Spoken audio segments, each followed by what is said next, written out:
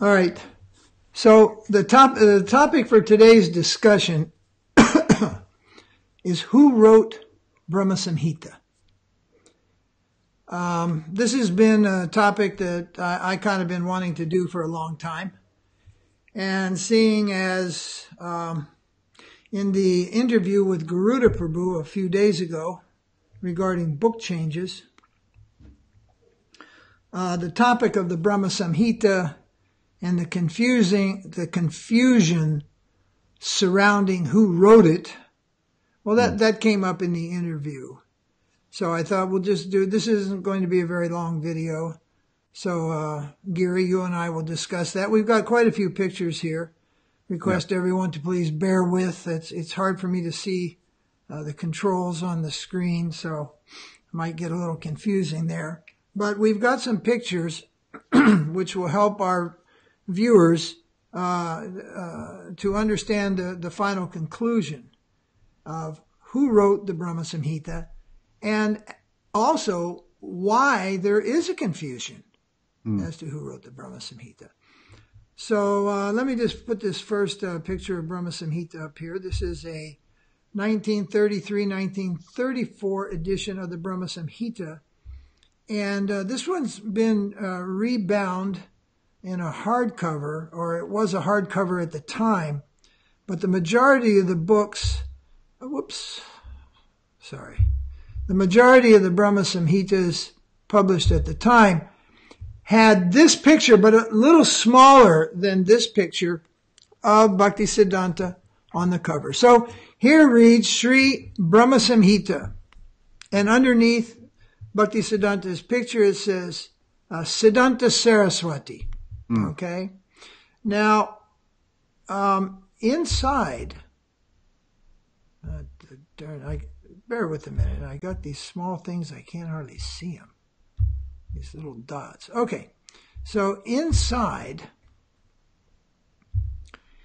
of that 1933/34, I say 33-34 because it was being translated, prepared, laid out, typeset, and all that was being done. And then later in 1934, it went to press. Okay, so let me just start at the top of this page here. And this is what we call the imprint page in modern print publishers' terminology. So at the top of the page it says, all glory to Sri Guru Gauranga. Then Sri Brahma-Samhita, 5th chapter, with commentary by Shri Srimad Jiva Goswami, and translation and purport by Paramahansa Paribrajacacharya 108 Sri Bhaktisiddhanta Saraswati Goswami, President Sri Vishva Vaishnava Raj Sabha, published by Tridandi Swami Bhakti Hriday Bon, from the Sri Gaudiya Mutt, Madras. So starting at the bottom, this was first published, printed in Madras, from the Gaudiya Mutt in Madras. In charge of the Mutt at that time was Bon Maharaj, a disciple of Bhaktisiddhanta, a godbrother of our Guru Maharaj. And it's quite clear, the translation and purport by Srila Bhaktisiddhanta Saraswati Thakur. And it includes also the Sanskrit commentary, with commentary by Sri Jiva Goswami. So it seems like, well, what confusion is there? Brahma-Samhita is attributed to Lord Brahma as being the 5th chapter of a composition that no longer exists. Only the fifth chapter exists. All right. So Mahaprabhu, Giri, why don't you tell us just briefly a little back up Mahaprabhu, where he was, what temple, when he came upon the Brahma-Samhita? Yeah. So in the Chaitanya Charitamrita, it mentions that Mahaprabhu visited the Adikeshava temple in Tiruvata, which is in Kerala, in the year, I think it was 1510.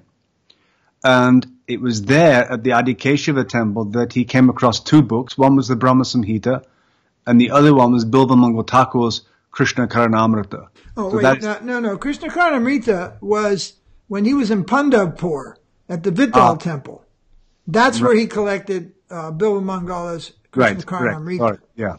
But the Brahmins, there was no book physically present. The Brahmins were simply reciting by memory this Brahma-Samhita. And so Mahaprabhu, he fell in love with Brahma-Samhita, and he had it hand copied, and it mentions that he didn't let it out of his sight for the rest of his journey in South India. He kept it very close to him, carried it, even held it to his bosom, and eventually when he returned to Bengal, he then said that, and by that time also he had collected the Krishna Karanamrita by Bilvamangala Thakur in Pandavpur, which is in Rajasthan. And then he gave these to the devotees to make repeated copies and to distribute to all of his followers, the Gaudiya Vaishnavas. All right, so that was in 1510. Yeah.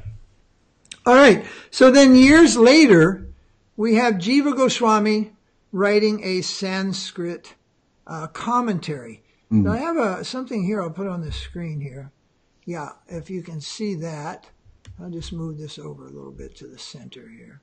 If our viewers can see this, this is the first verse of the Brahma-Samhita. Ishvara Parama Krishna Satchidananda Vigraha.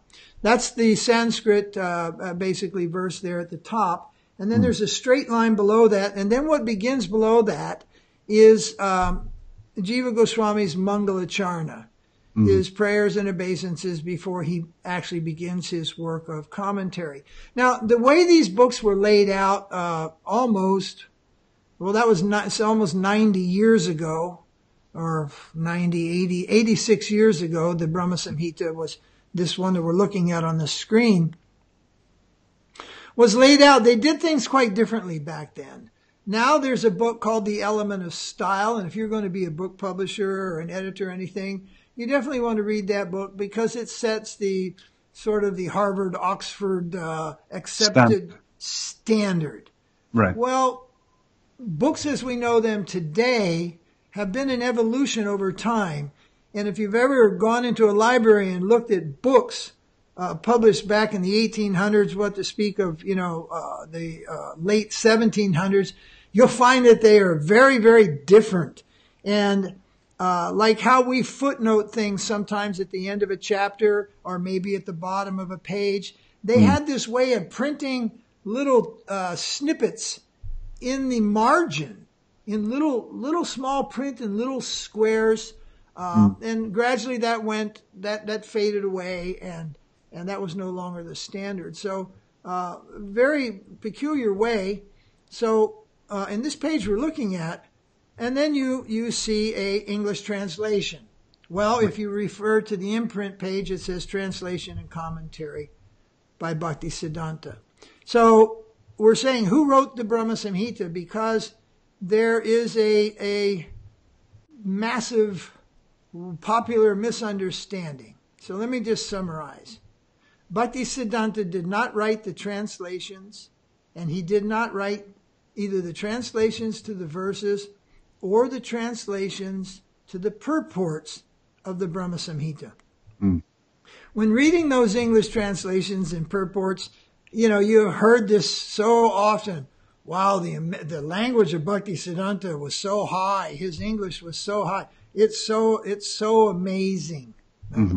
Well, what's really amazing is he didn't write that. And when we go to the foreword, he wrote the foreword to the Brahma-Samhita. And this is where it gets very intriguing, and I'll explain why in the course of this conversation. And Giri, of course, you'll be explaining some things also, why his name is on the cover if he didn't write it. And why does it say on the imprint page, translation and purports by Bhaktisiddhanta? But if he didn't write it, why is it written like that? Okay. Well, let me just hold the thought there for a minute and say, have you ever heard, maybe seen in an article, maybe even printed, who knows, it might be in Encyclopedia Britannica by now, that A.C. Bhaktivedanta Swami, Prabhupada, opened 108 temples around the world. Is that an accurate statement? Have we ever heard that statement before? Oh, we've heard the statement. We've heard that statement before. Yeah. But is it accurate? And it is both accurate and inaccurate. Who opened those temples? Let me see. There was a Salt Lake City temple. I was there for opening that temple. There were 3 or 4 of us. We opened that temple. We opened the Tucson temple.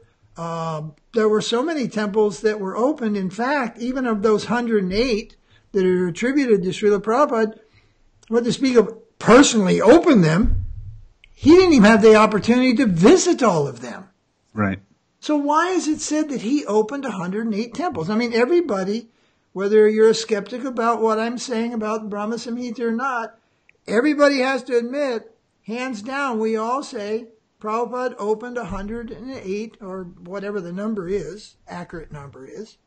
And now it's probably up to several hundreds. Right? But particularly in his lifetime, he was accredited of opening 108 temples. He did not open them. His disciples opened them. And the traditional humility of the disciple is that he gives all credit to his guru. A disciple is the working hands of his guru. So we're going to read, Gary, I'm going to have you read it, the foreword. I'm going to put it on the screen, and you get yours there, but if you have trouble, I'll read it. And in the foreword, Bhaktisiddhanta tells us who translated and who translated into English these verses and purports, and he also tells us whose purport it is. Right. All right. So wait. Let me just find it. So let me, if our viewers will just bear with, it's hard to find that. I think it's right here. Yes. Okay. It's on the screen now, and our viewers can see this. So, Gary, do you have your copy there where you can read? I do. Okay. I do. Please read that. The publisher is carried away to the realm of gratitude when his stores of publication are scrutinized. Thakur Bhaktivinoda has given an elucidatory purport at the conception of the most sublime fountainhead of all entities in Bengali, and one of his devout followers has rendered that into English for propagatory purpose. Thanks would be pouring to Tridandi Swami Bhakti Pradeep Tirtha and Professor N.K. Sanyal, M.A. of Ravenshaw College, Cuttack, who has given facility to help the readers. The purports and the translations are traced to the backgrounds of the writings of Srila Jiva Goswami, a contemporary follower of the Supreme Lord Sri Krishna Chaitanya. All right, so let me just take this piece by piece. So first off, Bhaktivinoda Thakura has given an elucidatory purport of the conception of the most sublime fountainhead of all entities in Bengali.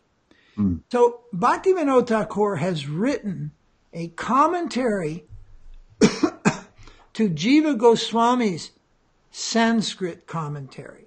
Now I'm going to put a screen up here at the end. It's going to have the whole ontology of who are the participants in the book we all know as Brahma-Samhita today.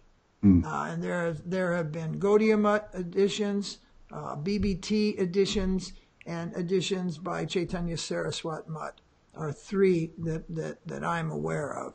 And of course, Gaudiya Mutt in the time of Bhaktisiddhanta being the oldest, and then later 1974. We'll get into that. So first off, the purports are originally written by Bhaktivinoda Thakura.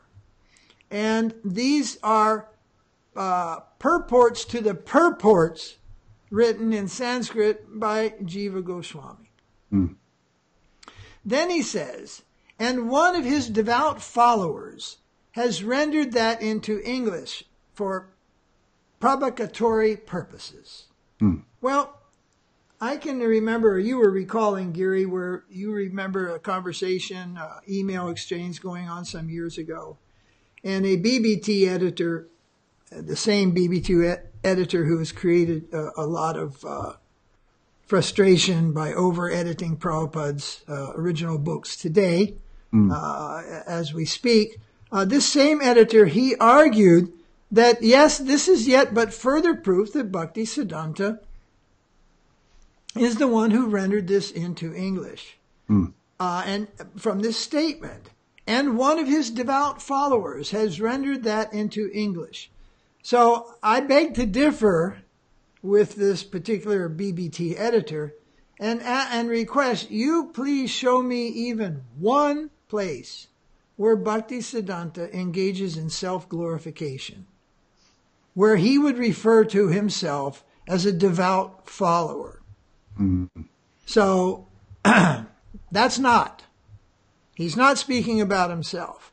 However, he is speaking about, in the next sentence, thanks would be pouring to Tridandi Swami Bhakti Pradeep Tirtha and Professor N.K. Sanyal, M.A., Ravenshaw College, Cuttack. So the question arises, and I would be surprised if the BBT editors even took the trouble to find out who is this Tridandi Swami Bhakti Pradeep Tirtha. Well, this Bhakti Pradeep Tirtha is a disciple of Bhaktivinoda. He is the devout follower of Bhaktivinoda who has translated the Brahma-Samhita from Bhaktivinoda's Bengali, based on Jiva Goswami's Sanskrit. He is the one who's translated that into English. And helping him was Professor N.K. Sanyal, M.A., Ravenshaw College, Cuttack. Now, devotees from 26 Second Avenue, and I did not have the fortune or the privilege to be among them in those days, early days in New York, they may remember Prabhupada using at a time a Bhagavad Gita before his own Gita was published. He was using an English Gita. And that English Gita that he was using was by Pradeep Tirtha. He was a sannyasi. But he did not take sannyas from Bhaktivinoda. He took sannyas from Srila Bhaktisiddhanta. In fact, he was Bhaktisiddhanta's first sannyasi disciple. So when Bhaktisiddhanta refers to, how is that sentence again? And one of his devout, Bhaktivinoda's devout followers, he's speaking of Pradeep Tirtha. See, Bhakti Pradeep Tirtha, a direct disciple of Bhaktivinoda, who had also done in later years he did his own full English Bhagavad Gita. So he was well versed in English for his time. And he was also one of the first devotees to go to England to preach. Him and Bon Maharaj. So his English he was very fluent, very educated in English, especially for the time. All right, so that's what you have. Now let me just put another couple things up here on the screen there. Where is that? Okay, we've got where do we go here? We have here's one. Here is a Brahma-Samhita printed in 1974 by Gaudiya Vaiṣṇava. The first one we looked at was 1934, then 1974. And after that, we have a Brahma-Samhita printed in 1984-85 by the BBT out of Los Angeles. Now, the funny thing about this, it's not funny, but the thing about this is, when this Brahma-Samhita that's on the screen now with the black cover and Lord Brahma was printed, to print it, they referred to this one that's now on the screen, the 1974 edition. But unfortunately, that 1974 edition is different. Hang on for a second, I got confusing here. Is different from the 1934 edition. And what's different about it is because of in-house fighting and court cases and fighting over the dominance of who will own the rights to the books published by and or by or under the auspicious of Bhaktisiddhanta.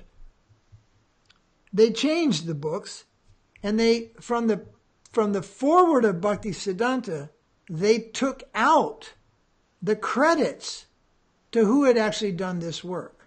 Mm. Now, I think you have that, Gary. Didn't we get it? Or I have that? Do I have that? No, it's not that one. Hang on. Not that one. All right, so this is from, now our viewers can see on the screen, from the 1974 edition of Brahma-Samhita, from the forward of Bhaktisiddhanta, and this is the same forward that you will read in the 1984-85 edition by the BBT. The difference is the sentence which, where is that? Hang on. No. Anyway, the sentence that says that Pradeep Tirtha and Sanyal did the translation has been omitted. Mm-hmm. And the reason is that after the breakup of Gaudiya Mutt, there were warring fractions. And the mutt in the ashram, the mutt in Madras fell under, which one? Chaitanya Mutt. Fell under Chaitanya Mutt. Mm-hmm. But the people who had done the translation, they were members of the Bagh Bazar Mutt. Mm-hmm. And these are the two mutts that went to war with each other in the courts. So that there wouldn't be any chance, when they did the 74 reprint, they had the place where it was printed, that was their temple, Madras, all these kind of things were lining up. But the forward gave credit to the translators as being two devotees which were in a different mutt, in a different ashram. Mm-hmm. And this could have been problematic in a court case. Mm-hmm. And so to shore up their solid copyright ownership, they edited mm-hmm. the words of Bhaktisiddhanta and took out the credit for who had actually translated and published this book. So we looked very hard to find it, Gary, and neither you or I could come up with it.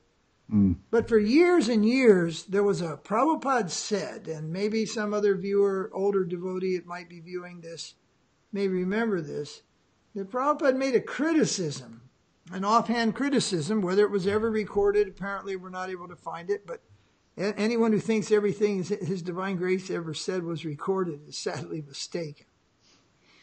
But sometimes that's the only way you can verify something is these days, if you've got it in black and white or recorded.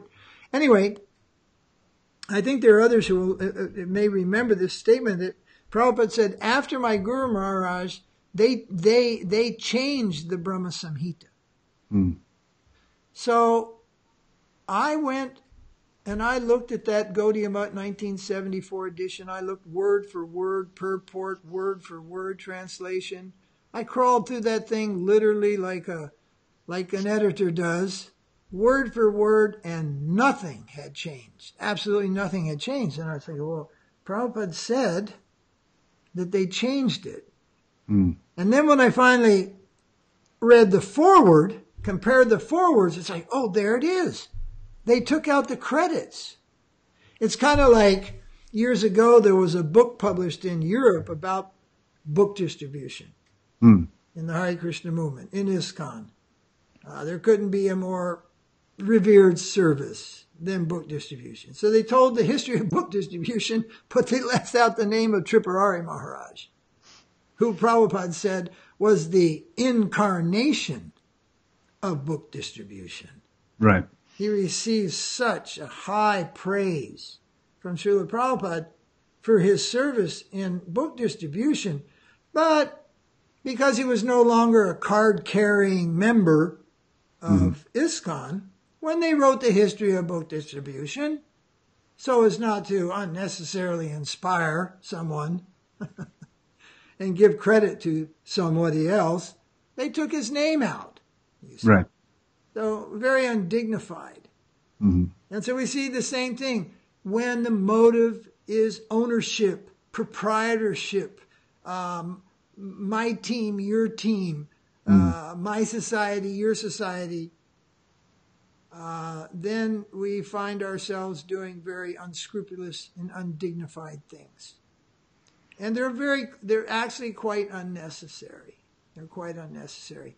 The best of glories are the true ones, not the edited ones. It's just like we were discussing Srila Prabhupada's books.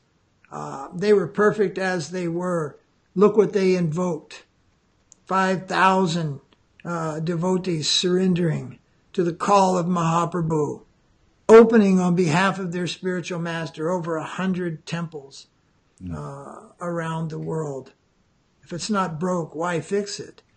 But for whatever reasons, sometimes political, sometimes disciples thinking they're more intelligent than their guru, or just being carried away by a speculative habit, you see.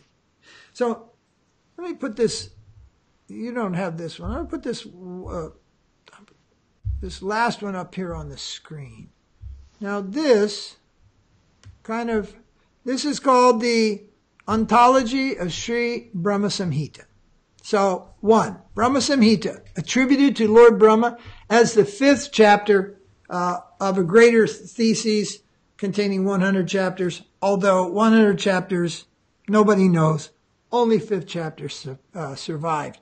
Now, Giri Maharaj, there's also a controversy over this.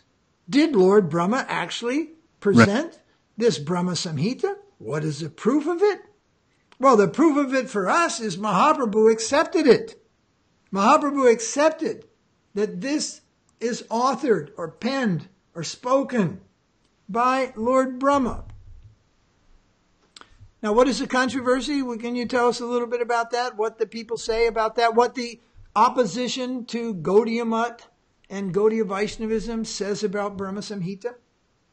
Well, some of the detractors mentioned that because the topics within Brahma-Samhita are so perfectly in line with Gaudiya Vaiṣṇava Siddhanta that Mahaprabhu himself must have penned it. He must have authored it himself in the name of Brahma. That's their argument, that this was not written by Brahma, it was written by Mahaprabhu himself.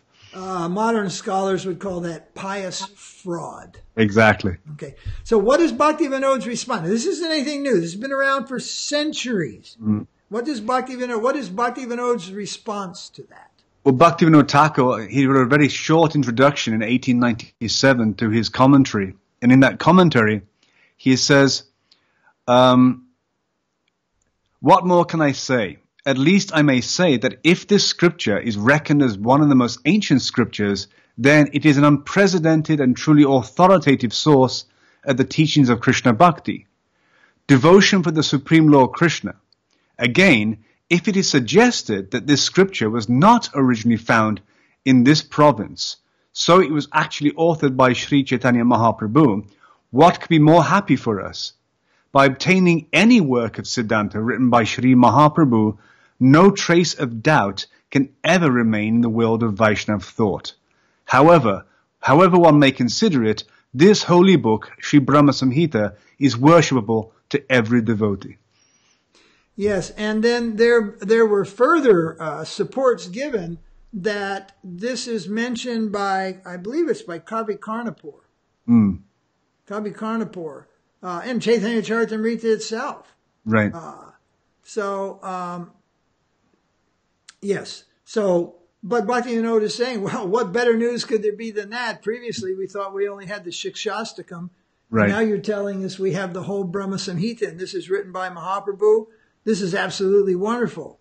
However, it wasn't written by Mahaprabhu. Mahaprabhu retrieved that on his South India tour, as you told us earlier, in the temple of Adi Keshava.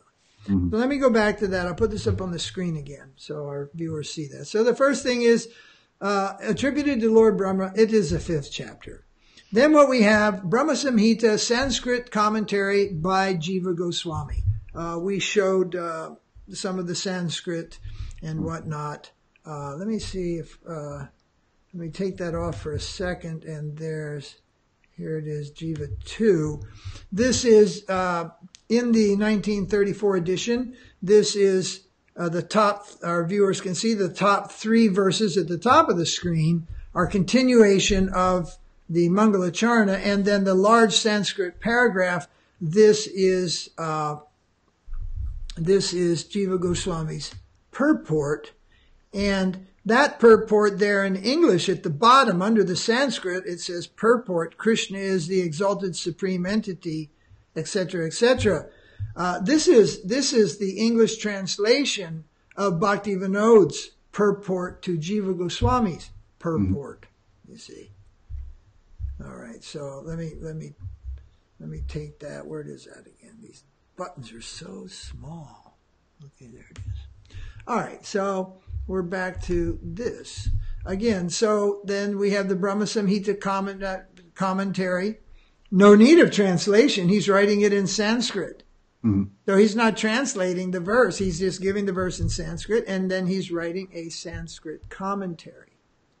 Okay, then what we have is the Bengali translation of the verses and the Bengali commentary based on the commentary of Sri Jiva Goswami, and that is written by Srila Bhaktivinoda. Then, what you have in all three, the 1934, 1974, and 1984-85 edition of the Brahma-Samhita, published significantly apart from each other, you have the same book except for the foreword, as I explained. In the 74 edition, they took out the credits to who actually did this translation work. And in the 1985 edition, they printed a recop. BBT just up and printed a ditto copy of the 74, and therefore their edition, which is the one that most devotees in the Western world read, because it's very hard to get your hands on a 1934 edition, almost impossible. Everybody reads, but they read without the full introduction. The foreword by Bhaktisiddhanta has been tampered with for political gain. All right, so what you really have there, the Brahma-Samhita is an English translation of Srila Bhaktivinoda's translation and commentary, and this is done by Tridandi, I misspelled Goswami there, Goswami, Bhakti Pradeep Tirtha, and Professor N.K. Sanyal. Now, Professor N.K. Sanyal was a direct disciple of Srila Bhaktisiddhanta, first, second initiation, etc. Whereas Pradeep Tirtha is a disciple, Harinam disciple of Bhaktivinoda Thakura. And just a little side note, that during the living time of Bhaktivinoda, he instructed his disciple, who later became Pradeep Tirtha, to receive second initiation, Gayatri initiation, from Bhaktisiddhanta. Yeah. I don't know, we have it on record, but I don't have it here to share.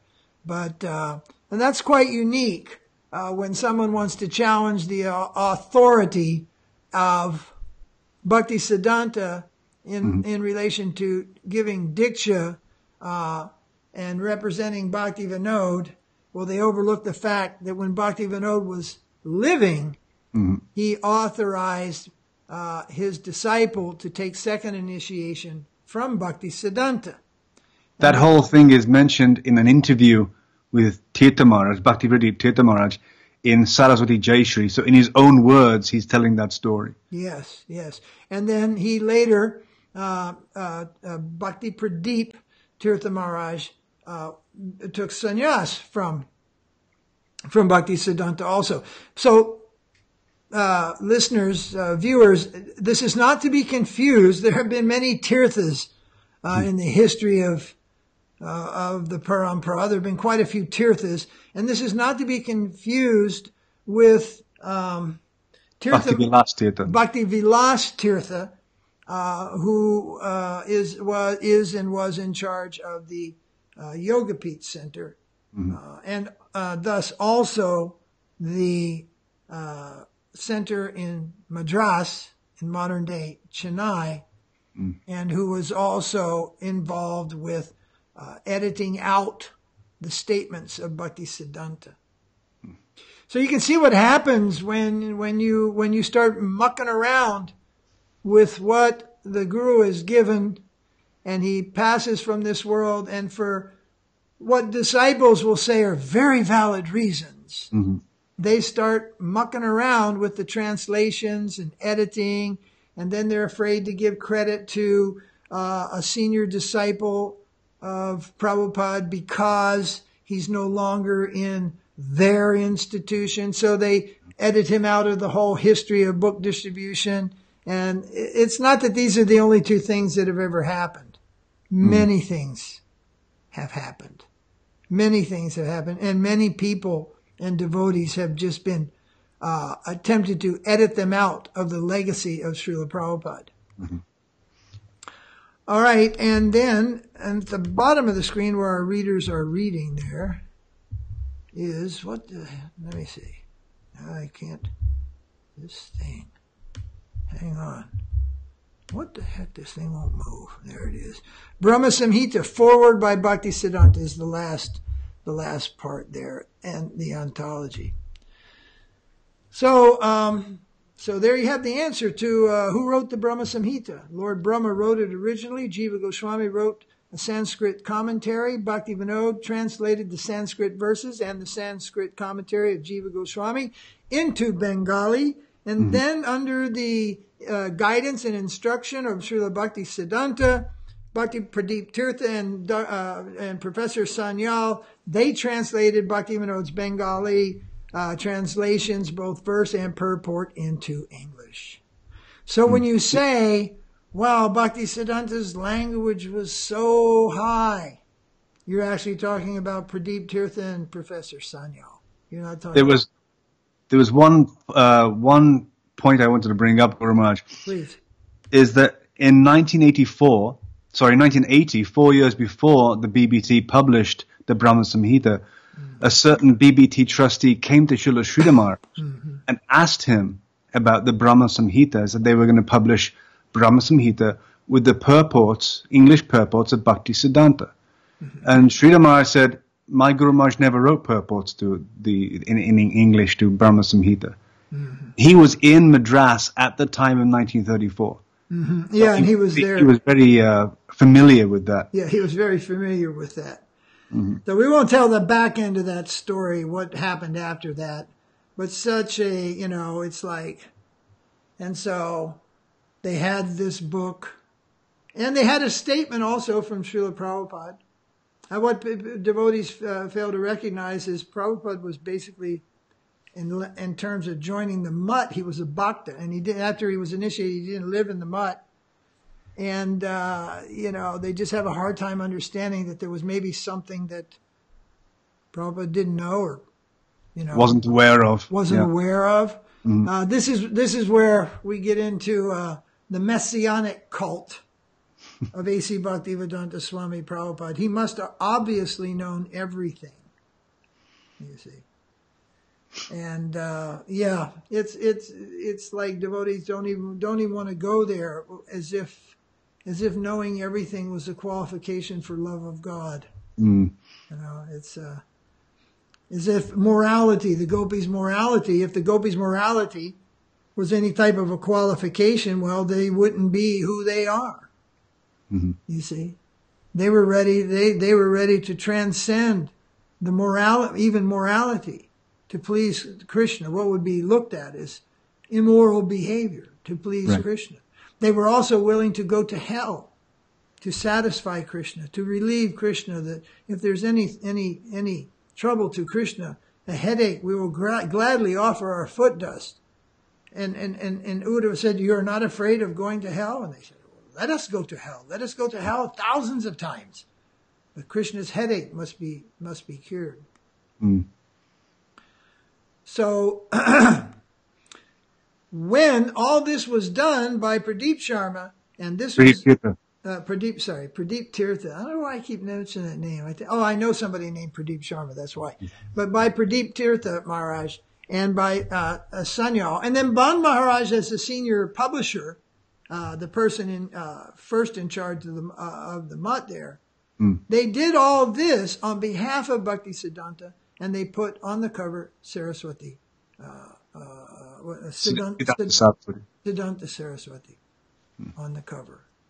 In the same way that we accredited the 108 temples opened around the world in the Hare Krishna movement as opened by His divine grace. You see. And when you have a book, for example, how many languages is Srila Prabhupada's Bhagavad Gita translated into? 50, 60, 100? I don't know. It's hard to think of a language where it isn't. And his name is on the cover. Right. And I have seen in the Spanish edition, and we're having class in Mexico, and the devotees from Mexico, they're reading the Spanish edition. I'm holding the English edition, and I'm reading along the purport silently as they're reading. And the other day we read this purport, and in the purport, Prabhupada gives the Maha Mantra. Fully, Hare Krishna, etc. He gives a full Maha Mantra. And a few sentences down, he just says the Maha Mantra. But in the Spanish one, they say the full Maha Mantra again. And then you just wonder, translation. What happens in translation? I mean, I'm not complaining about that, but I'm just noting they added an extra instead of saying Maha Mantra, they put the Maha Mantra there. Right. So someone would say that's good. But it's a translation, and what else is lost or added in translation?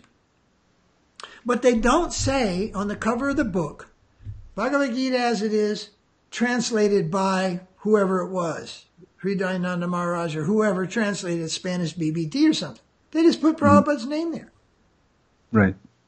And who knows, in future, people will think, A.C. Bhaktivedanta Swami spoke 58 different languages. Just like in India, the preachers of the Lutheran Church in South India, they tell the people that Martin Luther spoke perfect Kannada. He came to India from Germany. He spoke perfect Kannada. That's the language spoken in that part around Udupi and in Karnataka. He spoke perfect Kannada. And he wrote this, and this is his Bible. And the people believe it. So Bhakti said, let me just throw this in for little extras. How things happen. So everyone says Bhakti. I was discussing that at Prashadam yesterday with Bhakti Jeff, who's read all of Srila Prabhupada's books and everything, and knows quite a bit has been around the movement for a long time. And he was shocked. I mean, you mean those aren't Bhaktisiddhanta's words? And I said, no, those are English translations of Bhaktivinoda's words. In the English style, the English is by Pradeep Tirtha and Sanyal. And he was shocked. And I said, here's another thing for you. Prabhupada never said books are the basis, preaching is the essence, purity is the force, and utility is the means. He never said it even one time, nor did he authorize it and say, oh, I like this. Make this, put this in the Sankirtan newsletter. Make this the unspoken or the spoken unofficial motto of the Sankirtan movement in the world, which it has become. And it has been quoted in classes, and Prabhupada said, books are the basis. He never said books are the basis. This is actually a translation of a Chinese poem. Yeah. And this poem was read to Srila Prabhupada by a BBT trustee in Mayapur, and I believe it was 76. It might have been before. You can see it, find it in the folio, the conversations there.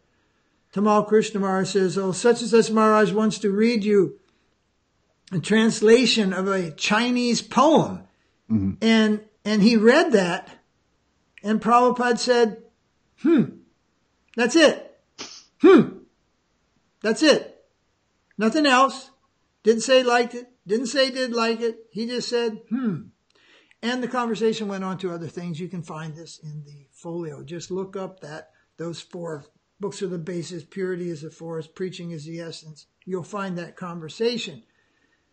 But the person who read it to him, he liked it and began to put that in the BBT newsletter. And to this day, it's quoted in classes. It's like the Sankirtan Ki Jai, books are the basis, pa. And it sounds all very good, but in scrutiny, it's not. Mm-hmm. Krishna consciousness existed before books. It's not exactly, you can say, yeah, they're the basis, yeah.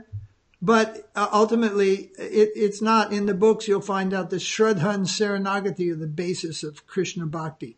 Mm-hmm. Faith and surrender. This is the basis.